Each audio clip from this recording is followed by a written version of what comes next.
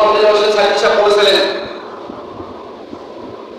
উত্তর কমলে যখন কালো মেঘ আসবে, এই কালো মেঘে যদি সরাতে না পারো সূর্যের সাথে হওয়া কঠিন হয়ে যাবে। ওনার কথাটা আজকে সত্যি বাস্তব হলো কিনা? বর্তমান দেশে কালো মেঘ ছেয়ে গেছে কিনা, অন্ধকার শূন্য হয়ে গেছে কিনা? এই অন্ধকার শূন্য সরাতে গিয়ে যদি আমরা প্রতিহত করতে না পারি, ছবির সাথে হওয়া কঠিন।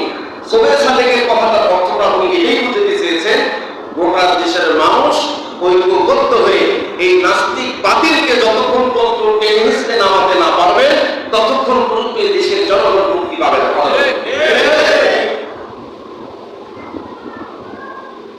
বাংলাদেশ স্বাধীন হয়নি তো, বাংলাদেশ স্বাধীন করে মানচিত্র পেয়েছি, লাল সবুজের পতাকা পেয়ে গেছি, লাল সবুজটাও আর থাকলো না। সবুজ কি থাকলো? গোটা পতাকা এখন লালে লাল হয়ে গেল। এখন দ্বিতীয় মুক্তিযোদ্ধা কারা হবে? বাক স্বাধীনতা ফেরত আনতে গিয়ে যারা দেশের মানুষকে মুক্তি করতে গিয়ে যারা জীবন দিচ্ছে, এরা হবে দ্বিতীয় মুক্তিযোদ্ধা। কথা বলে ঠিক বিরোধী নাম কেন করুন? পৃথিবীর জমিনে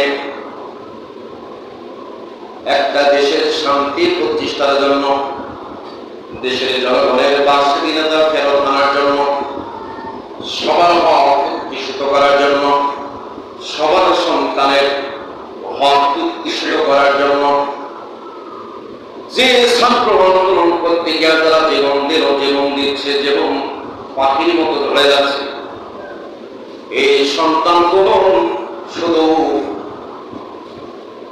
যাদের বুকের মালিক হারিয়ে যাচ্ছে শুধু তাদের সন্তান না, এই সন্তানগুলো গোটা দেশের জনগণের সন্তান। আজকে যে মায়ের বুক খালি হলো, যে বাবার বুক খালি হলো, সেই বাবার মা কত কষ্ট করে সন্তানটাকে ভার্সিটি পর্যন্ত দিল।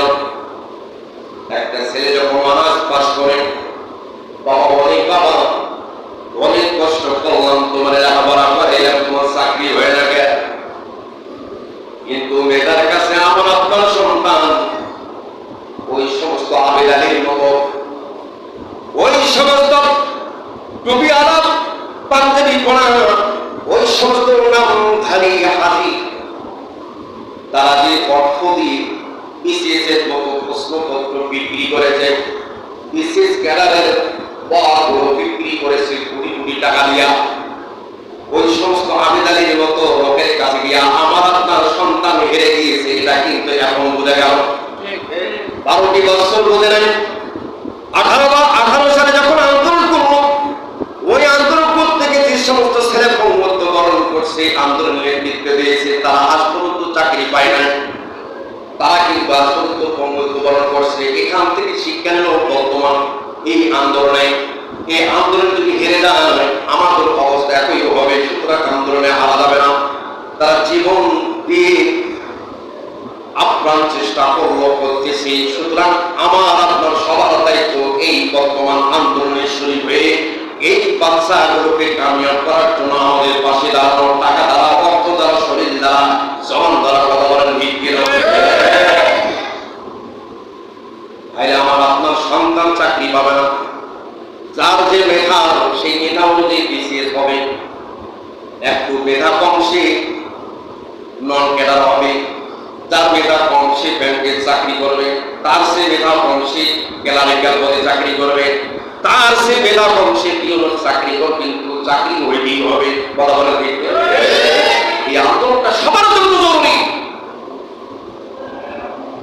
এই আন্দোলনটা 2-4 জনের জন্য সবার জন্য জরুরি। কথা বলে সুতরাং এই আন্দোলনের শরীর হওয়া অবশ্য হয়ে গেছে, অবশ্যই হতে হবে। কথা বলে